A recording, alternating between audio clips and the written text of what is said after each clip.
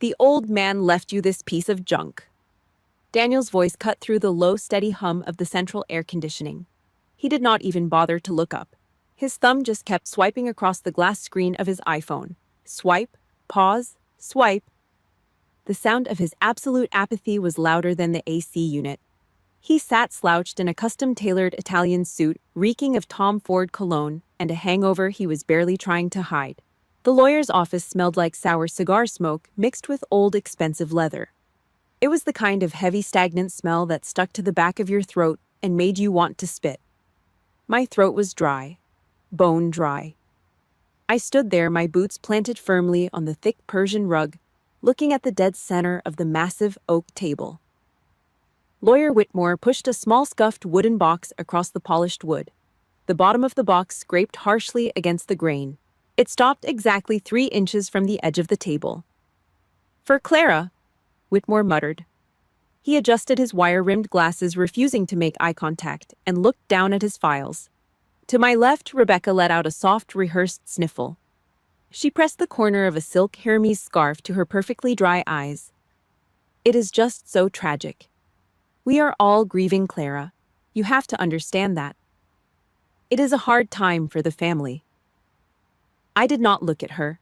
I kept my eyes locked on the wooden box. 3 years. 3 years of unpaid leave.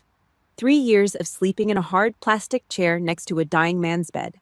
My spine aching, my hands cracked and raw from constant washing.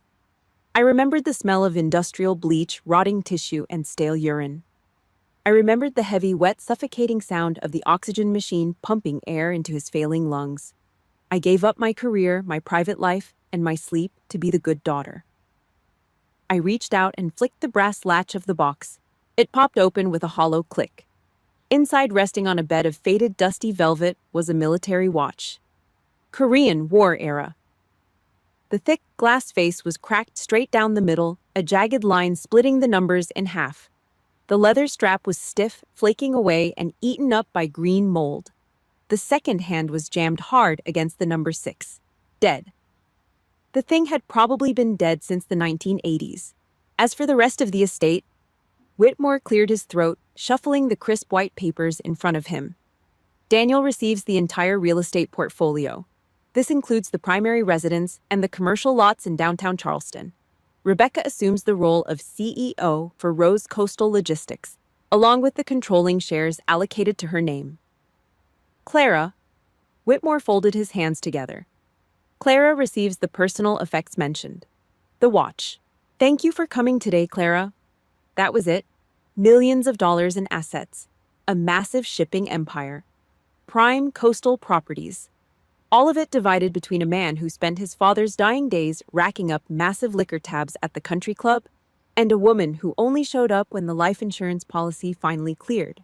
And for the unmarried, childless daughter, the one who scrubbed bloody vomit off the cold bathroom tiles at 3 in the morning, a broken piece of trash, and a cold dismissal.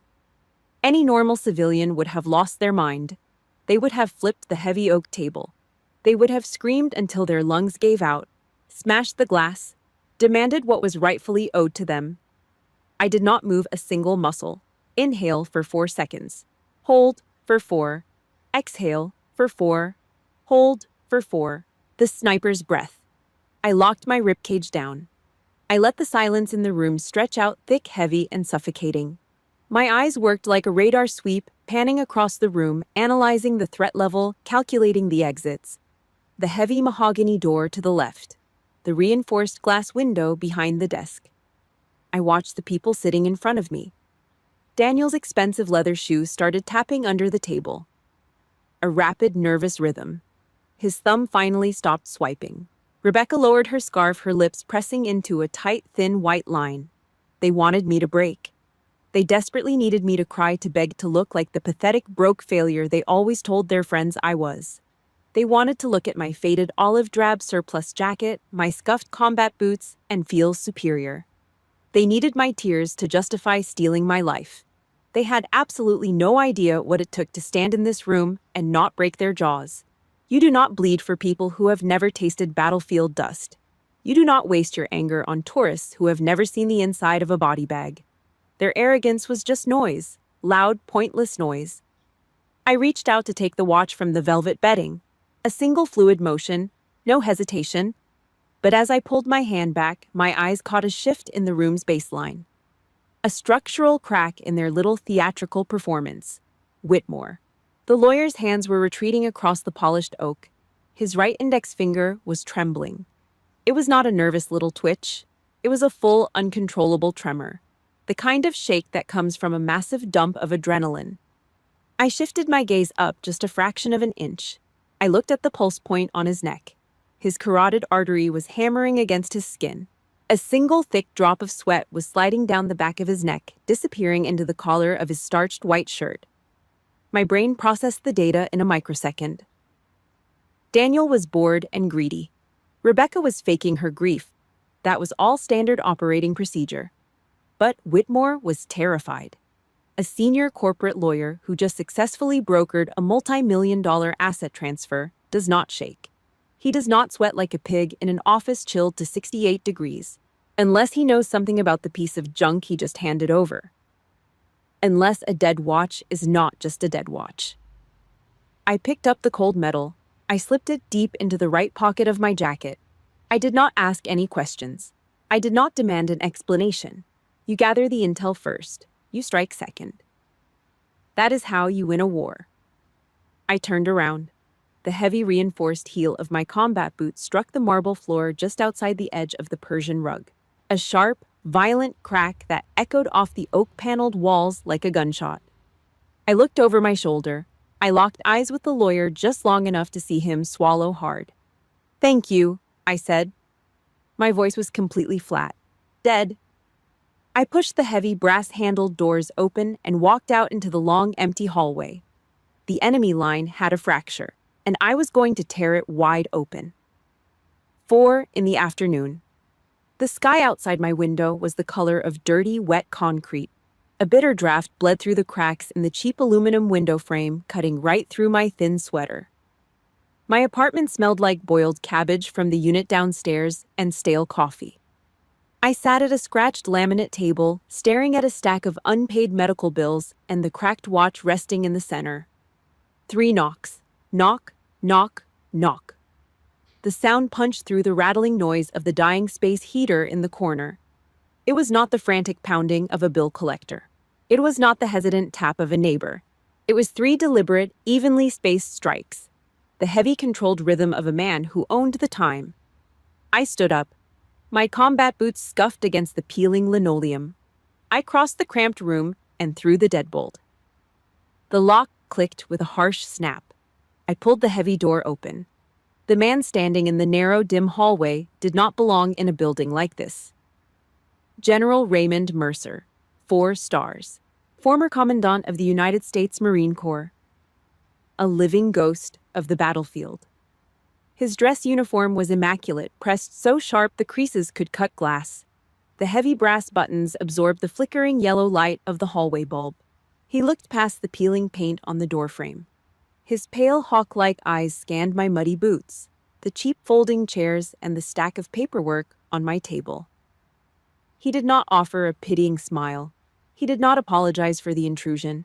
He straightened his back, brought his right hand up in a razor-sharp arc, and saluted me. "Major Rose," he said. His voice was gravel and iron. The cheap, suffocating reality of my civilian life shattered in that single second.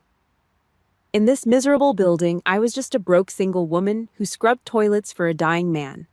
But to the man wearing 4 stars, I was exactly what I had bled to become. I returned the salute, my muscle memory taking over. "General." I stepped back, allowing him inside. He moved with a stiff, calculated grace, filling the cramped space with an overwhelming gravity. He did not sit on the cheap chairs. He walked straight to the laminate table and looked down at the broken Korean War watch. "Your father gave you this," Mercer stated. It was not a question. His lawyer did, a parting gift. Mercer let out a low, humorless sound, a dry exhale that held zero respect for the dead. He reached into his coat pocket, pulled out a pair of reading glasses, and slid them onto his face. Then he picked up the watch. His hands were old. The skin was mapped with liver spots and thick protruding blue veins, but his grip was absolute. He did not look at the cracked glass face or the jammed second hand. He turned the heavy steel casing over. His thick thumb traced the rusted edge near the winding crown. Civilians only look at the surface. Mercer said, his voice dropping an octave. They never check for the hidden seams. He dug his thumbnail into a microscopic groove right below the crown. He applied a sudden brutal amount of pressure. Crack! The solid metal back of the watch popped open on a concealed hinge. I stepped closer, my eyes narrowing. There were no gears inside, no springs, no battery. The entire inner casing had been hollowed out. Resting in the empty steel belly was a tightly rolled piece of paper. It was brittle-yellowed with age and smelled heavily of old dust and dry rot. Mercer used the tip of a pen to carefully pry the paper loose. He unrolled it flat on the table, pressing the curled edges down against the laminate. It was not a letter. It was a sequence of numbers. A set of longitude and latitude coordinates followed by a 9-digit alphanumeric passcode and the insignia of the Charleston Veterans Bank. I stared at the numbers. What is this? The truth, Mercer said. He took off his glasses and looked at me.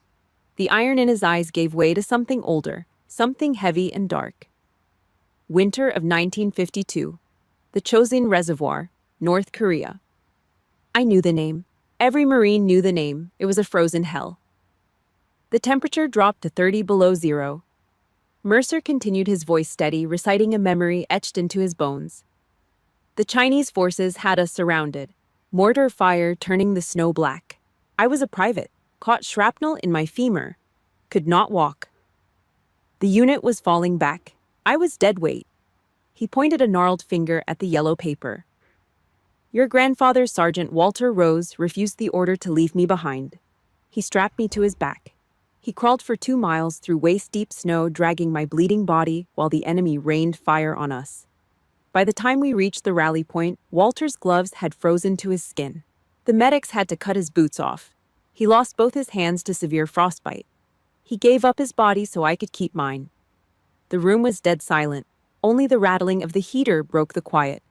No medals, Mercer said. No newspaper articles. Walter did not want the noise.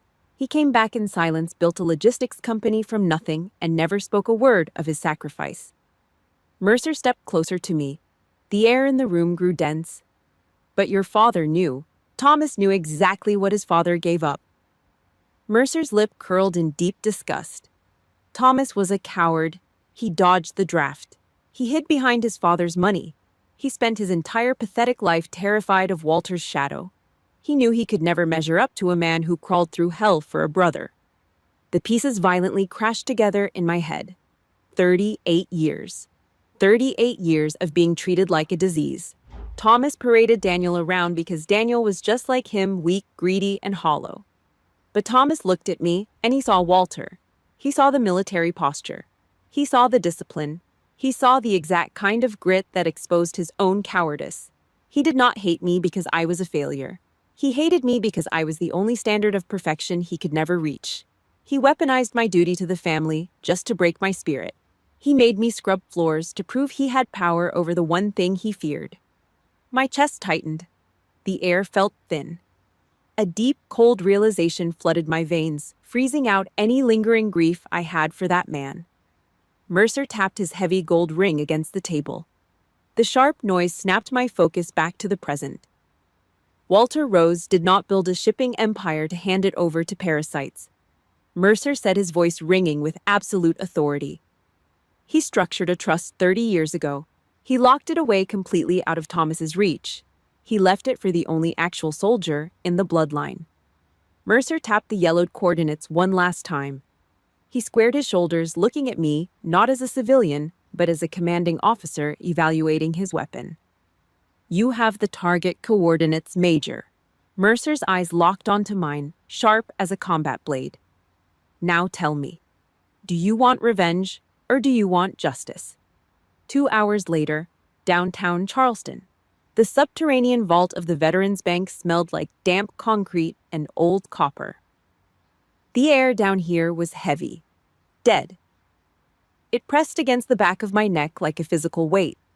The branch manager was a quiet, aging man with a slight limp and a faded anchor tattoo on his forearm. He did not ask questions. He did not try to make small talk. He walked us down the narrow, caged row of gray steel cabinets, his rubber-soled shoes squeaking faintly against the polished linoleum floor. He stopped at box 82. He inserted his master key into the primary lock. I slid the brass key from my grandfather's watch into the secondary slot. We turned them at the exact same time. A heavy mechanical grind echoed down the long corridor, solid steel disengaging. The manager stepped back, giving a brief silent nod before retreating to the security gate. He left us completely alone. I pulled the long metal drawer out. It weighed a ton. The metal shrieked slightly against the tracks. I carried it over to the stainless steel viewing table under the harsh glare of the fluorescent tubes. The light hummed, a low, relentless electric buzz that sounded like a hive of hornets trapped in a tin can. I looked at General Mercer. He stood near the entrance of the small viewing cubicle. His hands were clasped behind his back, his posture as rigid as a steel beam. Watching, waiting. He did not hover. He gave me the space to face whatever was inside. I looked down at the open metal box. There were no stacks of $100 bills, no gold bars, no velvet pouches filled with family jewelry. There was just a heavy olive-drab military moisture barrier bag, the exact kind used to keep ammunition dry in the humid jungles of Vietnam. On top of it sat a thick manila envelope sealed with a dark red wax stamp. I reached in and pulled the bag out. The thick plastic rustled loudly in the quiet room. I broke the heavy vacuum seal with my thumb. I slid the contents onto the cold steel table. Legal documents, stiff, heavy stock paper. The edges were sharp enough to cut skin. The ink was dark, permanent, and dense. I flipped through the first stack, my eyes scanning the headers. Bearer shares.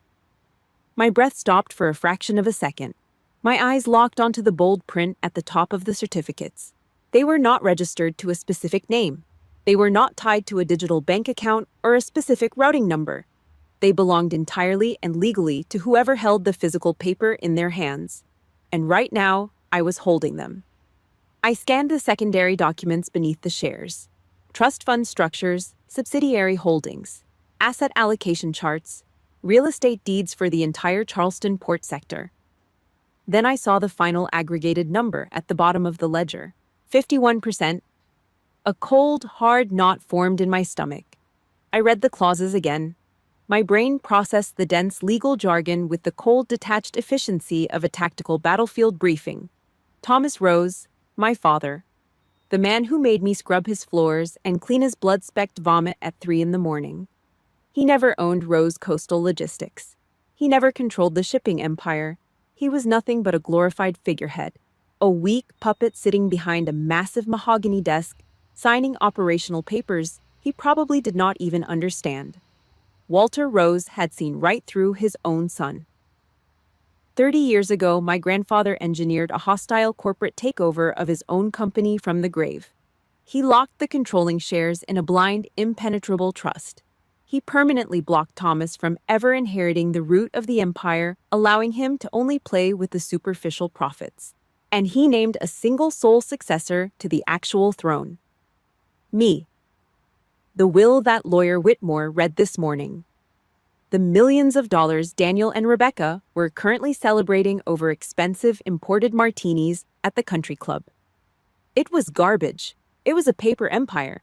They owned 49% of a company that I now legally and absolutely controlled. Daniel did not have the authority to sell a single rusty forklift or a dilapidated warehouse without my direct signature. My jaw tightened. The muscles in my neck pulled taut. 38 years. For 38 years, my brother and sister looked down on me.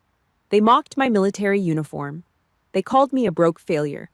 They treated me like an unpaid servant, demanding I sacrifice my life to care for a man who despised me.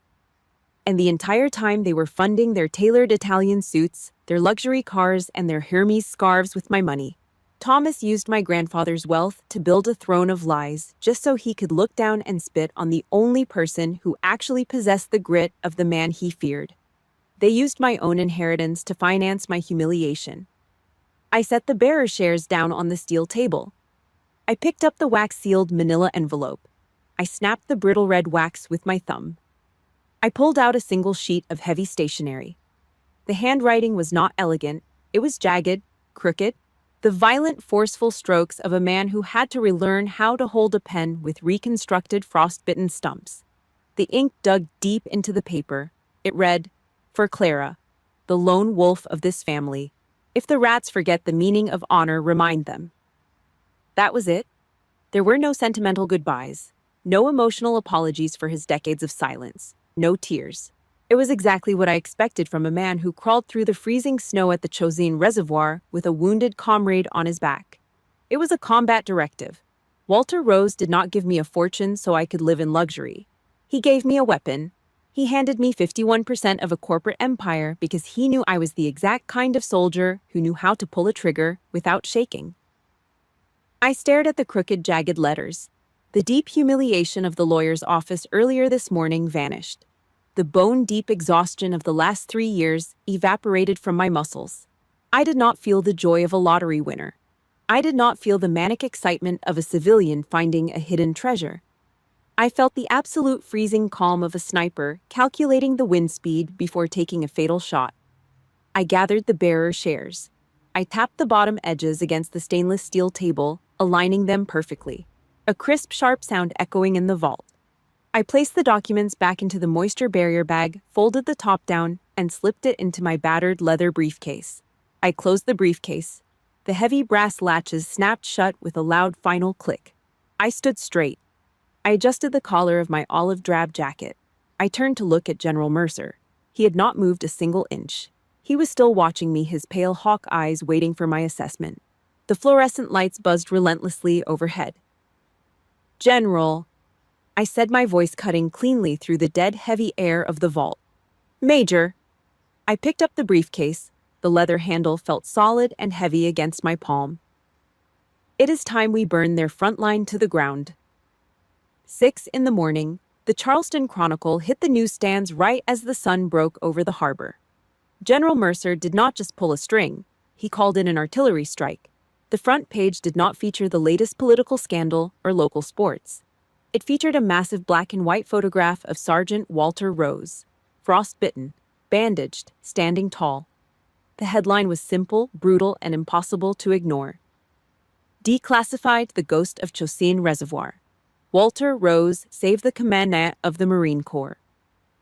By 6:15, the narrative had completely shifted. For decades, the Rose family name in Charleston was associated with country clubs, luxury yachts, and trust fund babies who never worked a hard day in their lives. The newspaper stripped all that fake gold away. It exposed the raw, bloody military honor that built the empire. And right there, standing in the shadow of a genuine war hero, Daniel looked exactly like what he was. A useless, soft-handed Nepo baby. My phone started vibrating at 6:30. I was sitting at my cheap kitchen table. The apartment was quiet except for the low hum of the refrigerator. I poured a mug of black coffee. The roast was cheap and slightly burnt. I liked it that way. It grounded me. The phone on the table lit up. Push notifications flooded the screen. News alerts, Wall Street Journal tags, missed calls. Ring, ring, ring. I ignored the first 5 calls. I let them ring out into the silence. You never answer the enemy when they are full of energy. You let them exhaust themselves. You let the panic sink into their bones. On the 6th call, I swiped the green icon and tapped the speaker button. "What the hell did you do?" Daniel's voice exploded through the tiny speaker. It was not his usual arrogant drawl. It was a raw, terrified scream. The sound of a man watching his glass house shatter. "The press is surrounding the main gates," he yelled, his breath coming in short, ragged gasps. "Did you leak this? You manipulated the old man on his deathbed just so you could get your 15 minutes of fame with that piece of junk watch, did you not?" I did not answer. I picked up a small metal spoon and slowly stirred my coffee. The metal clinked softly against the ceramic mug. "Are you listening to me?" Daniel roared. The panic was choking him. I could hear papers shuffling violently in the background. "You think this makes you look good? You think playing the martyr makes you better than us?" He was losing his mind. He was throwing wild punches in the dark, desperate to land a hit. You and that pathetic uniform. Daniel sneered, his voice dropping into a vicious, shaking hiss. You act so superior. You play the noble soldier, but you are just a hypocrite, Clara. You are nothing. I stopped stirring. I pulled the spoon out and set it on the table. I lifted the mug, took a slow sip of the bitter black coffee, and swallowed. The liquid burned a clean path down my throat. I leaned closer to the phone. I never thought I was better than you, Daniel, I said. My voice was completely flat. But I am the one who scrubbed Dad's bloody vomit off the bathroom floor at 3 a.m, while you were maxing out his credit card at the country club. Dead silence. The speaker crackled faintly. I could hear Daniel's ragged breathing abruptly stop. The ugly raw truth hit him like a physical blow. He had no defense against it. He could not buy his way out of that fact. Then a new sound came through the line, a sharp, hysterical sob. Daniel, stop it! Rebecca's voice cut in. She sounded frantic. She was crying, and it was not the fake rehearsed tears she used at the lawyer's office. This was real panic. We do not have time for this. Clara, please. Get off the phone, Rebecca. Daniel snapped, but his voice cracked. No, she shrieked. Tell her the truth. The stock is tanking, Clara. It dropped 9% at the opening bell because of the article. Investors are spooked. I frowned. A 9% drop on a local human interest piece did not make sense. Wall Street did not care about war heroes. They cared about profit margins. Unless the spotlight illuminated something Daniel was trying to hide. Why do you care about a 9% dip? I asked, my voice hardening. The company has enough liquid assets to weather a PR storm. We do not, Rebecca cried out. Daniel took out a loan, $58 million, against the future contracts. He bought the new distribution center, and he leveraged the pension fund to secure the margin. The air in my kitchen turned to ice. My hand tightened around the ceramic mug. My knuckles went white. $58 million. Margin calls.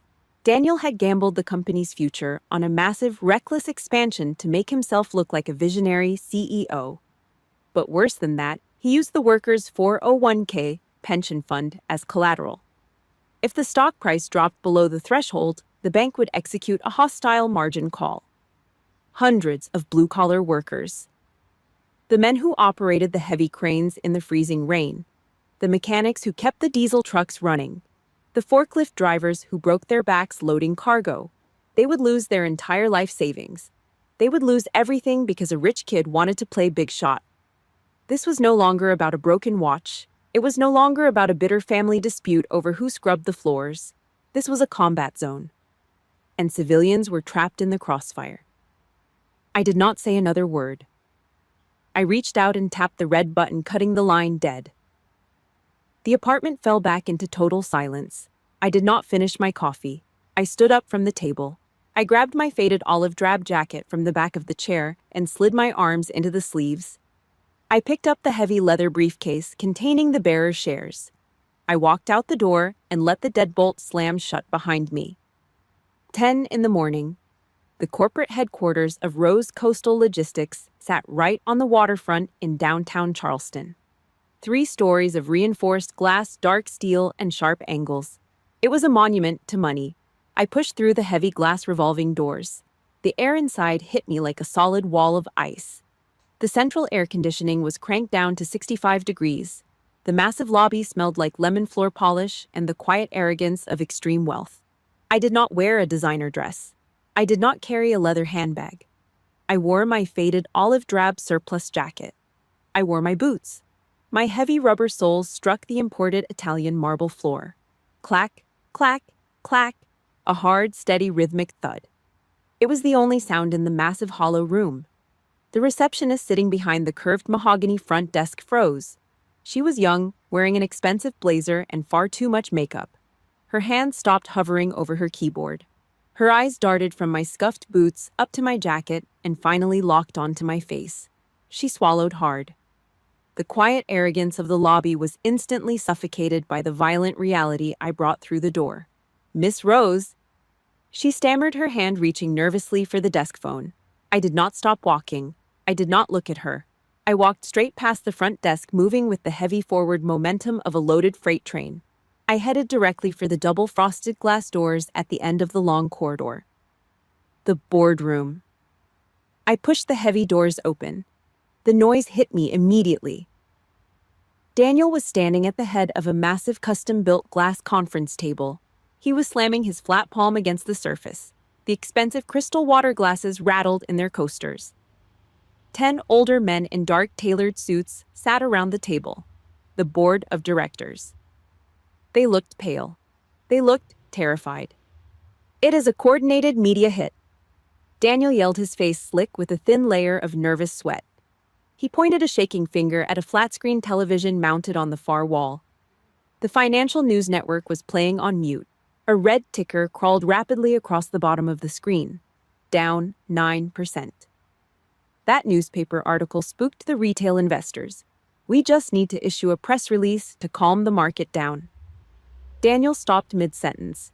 He saw me standing in the doorway, his face twisted into an ugly, hateful sneer.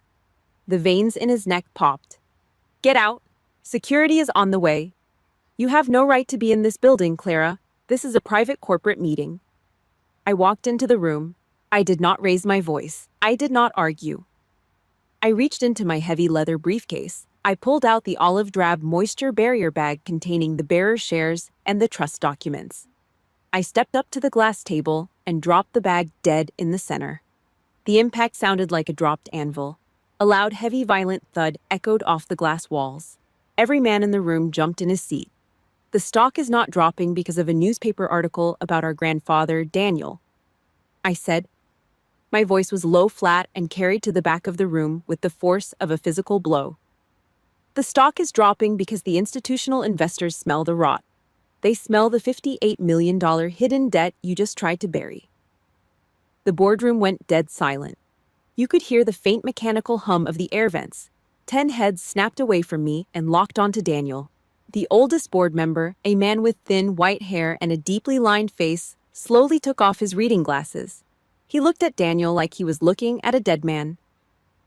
"What debt?" the old man asked. His throat was dry. He swallowed hard. "What is she talking about, Daniel?" Daniel panicked. The blood rushed to his face, turning his skin a dark, ugly crimson. He looked around the room, completely cornered. The arrogant, untouchable CEO facade cracked wide open, exposing the terrified little boy underneath. He lunged forward, planting both hands flat on the glass table. He glared at me, spitting his words through clenched teeth. "You do not know what you are talking about. You are a grunt. You spent your life playing soldier in the dirt. You know absolutely nothing about corporate finance. You know nothing about acceptable business risk." I stepped right up to the edge of the table. I placed my hands flat on the cold glass. I leaned my weight forward, closing the distance between us. I locked my eyes onto his. I did not blink.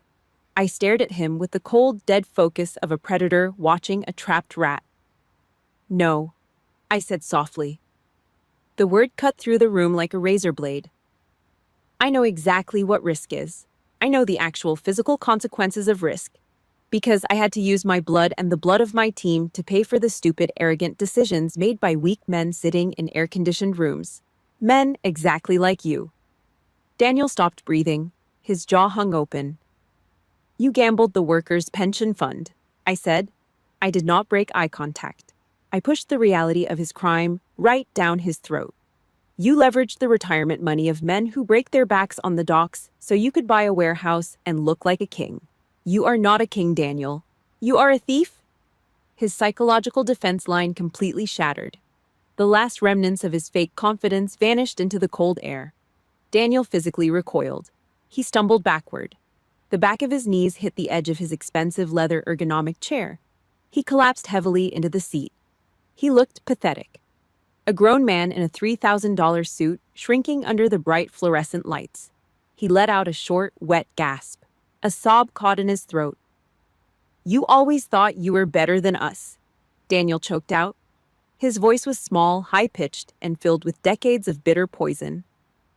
He rubbed a shaking hand across his mouth, his eyes darting to the floor. "You think you are so perfect. The old man thought you were perfect. Did you know that he hated looking at you? He hated you because he knew he could never be like you. There it was, the ugly, naked truth, spilled right onto the boardroom table for everyone to see. Thomas Rose did not treat me like garbage because I was a failure. He treated me like garbage because he was a coward and my very existence proved it. He abused me, he made me scrub his vomit because he was terrified of the strength I carried. And he raised his son to do the exact same thing. I felt nothing. No anger, no sorrow, just a cold, empty clarity. I stood up straight. I pulled my hands off the glass table. I dismissed Daniel completely. I stopped looking at him. He was no longer a threat. He was just a mess crying in a chair. I turned my head and looked directly at the board of directors. The 10 men were frozen in their seats. They were holding their breath. They knew exactly who held the power in the room now. I did not fire Daniel on the spot. I did not hand him over to the police immediately. A swift execution is too easy for a coward. The waiting is what truly breaks them. The blade hovering over the neck is worse than the cut. I spoke with the absolute, unquestionable authority of a commanding officer. I am giving you exactly 48 hours, I said. My voice was hard iron. I want a complete, unredacted financial audit on this table by Friday morning. Every ledger, every hidden account, every single margin contract. I want to know exactly how much money we need to save the pension fund. I turned around and walked toward the double glass doors. Do not test me, I said, my voice echoing in the dead silence. Nobody leaves this building. I pushed the doors open and walked out into the cold hallway, leaving them locked inside their own terror.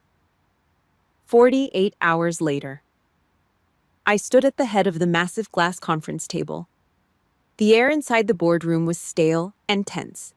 10 members of the board of directors sat frozen in their expensive leather chairs. Nobody spoke. Nobody looked at their phones. They kept their eyes fixed on me. Daniel sat at the far end of the room. He looked physically ill. The arrogant color had completely drained from his face. His expensive Italian suit hung loose on his shoulders. He looked like a man waiting for the executioner to drop the blade.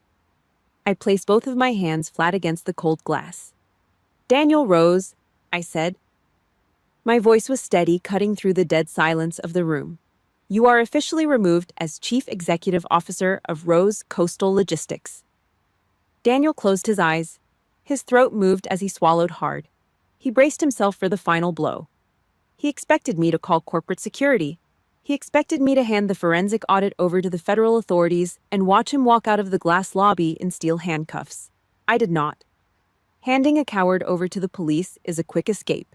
It gives them a chance to play the victim. I am freezing all executive bonus packages effective immediately. I continued. I pulled a stack of black corporate credit cards from my pocket and dropped them onto the glass table.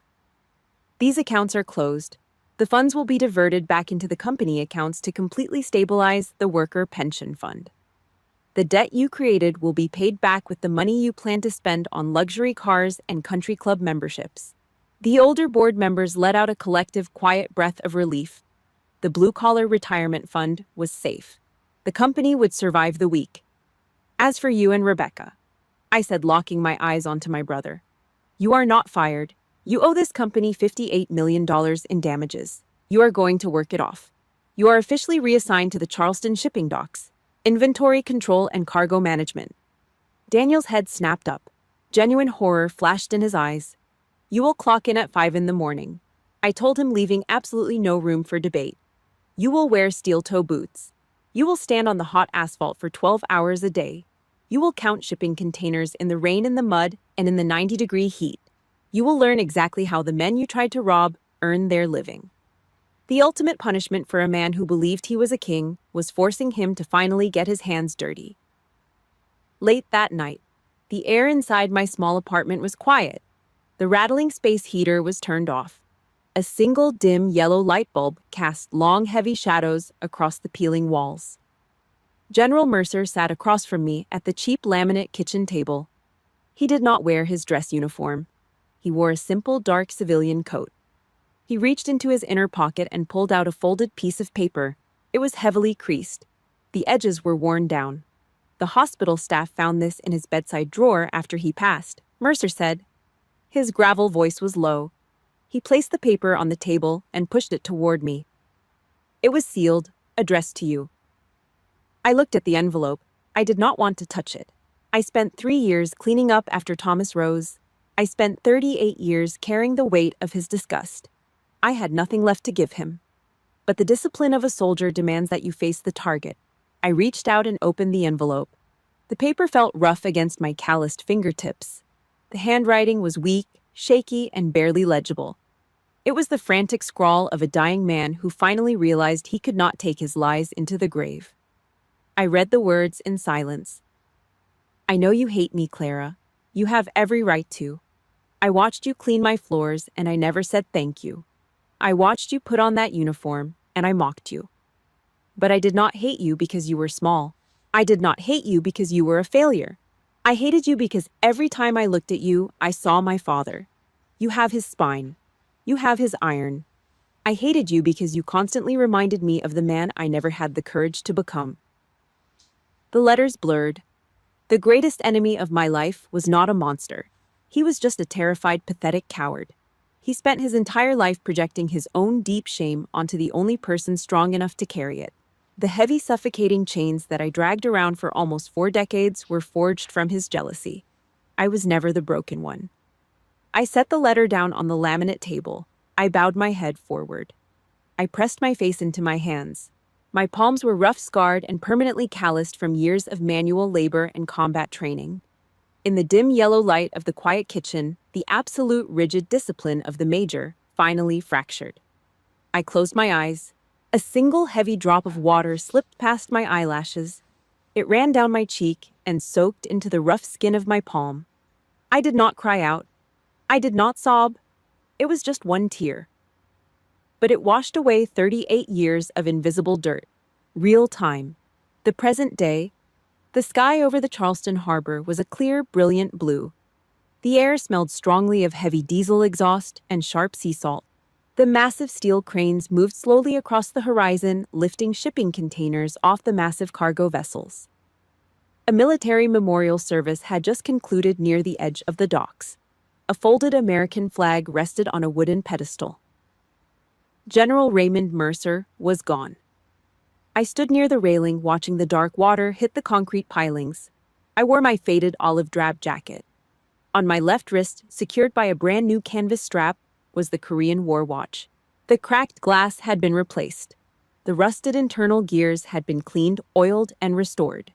Tick, tick, tick. The second hand moved forward with a strong, sharp mechanical rhythm. A massive yellow forklift drove past me on the asphalt. The driver, a heavy-set man in a stained reflective vest, slowed the machine down. He caught my eye. He did not say a word, but he gave me a slow, deep nod of absolute respect. He knew his pension was safe. He knew who was standing watch. Down below, near the loading bays, a man was struggling to drag a heavy wooden pallet across the concrete. His designer clothes were gone. He wore a cheap, sweat-soaked canvas shirt. His face was burned red by the harsh coastal sun. His hands were covered in dark grease and splinters. Daniel wiped the dirty sweat from his forehead with the back of his arm. He gritted his teeth, grabbed the heavy wooden edge, and pulled again. He did not complain. He did not scream at anyone. He had finally learned how to keep his mouth shut. I looked down at the heavy steel watch on my wrist. I listened to the steady, relentless ticking of the gears. General Mercer's voice echoed clearly in my mind, carrying over the loud noise of the working harbor. Some things only work again after time and pressure. If you enjoyed this story, please like this video, leave a comment below, and subscribe to our channel. Thank you so much for listening, and we will see you next time.